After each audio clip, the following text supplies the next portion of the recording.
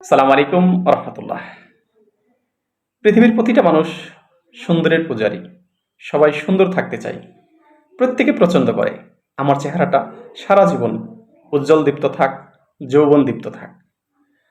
কিন্তু বয়স বাড়ার সাথে সাথে আমাদের প্রতিকূল পরিবেশ, বৈরী আবহাওয়া, ভেজালযুক্ত খাবার এবং মানসিক দুশ্চিন্তা আমাদের চেহারায় একটা বিশেষ বয়সের ছাপ নিয়ে এসে দেয়। বিশেষ করে আমাদের কপালে এবং চোখের কোণায় ভাঁজ পড়ে যায়।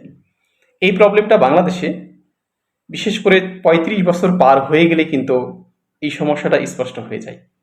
এই বিশেষ প্রতিকূলতার কারণে আমাদের স্কিনে যে প্রবলেম যেটা হয়, আমাদের স্কিনের নিচে থাকা কোলাজেন টিস্যু এবং ইলাস্টিক টিস্যু ভীষণভাবে ক্ষতিগ্রস্ত হয়।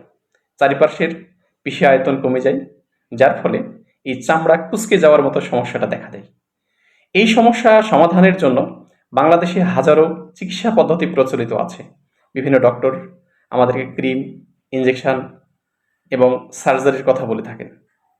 দিন শেষে ফলাফল হচ্ছে এখান থেকে খুব ভালো কিছু পাওয়া যায় না। আসেন খুব সহজে কিছু পদ্ধতি, কিছু ধাপ আমরা জেনে নেই, যা অনুসরণ করার মাধ্যমে আমরা আমাদের কুঁচকে যাওয়া চামড়াকে রক্ষা করতে পারি। এক নম্বর হচ্ছে সকল ধরনের দুশ্চিন্তা থেকে নিজেকে রক্ষা করতে হবে।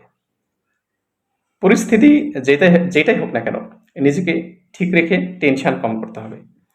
২ নম্বর অপশন হচ্ছে আমাদের অ্যান্টিঅক্সিডেন্ট জাতীয় খাবার খাওয়ার চেষ্টা করতে হবে। ৩ নম্বর সূর্যের প্রচণ্ড তাপ থেকে নিজেকে রক্ষা করতে হবে। এছাড়াও বিশেষ একটা পদ্ধতিতে স্টিমুলেট করলে আমাদের চামড়াকে কুঁচকে যাওয়ার হাত থেকে রক্ষা করা সম্ভব।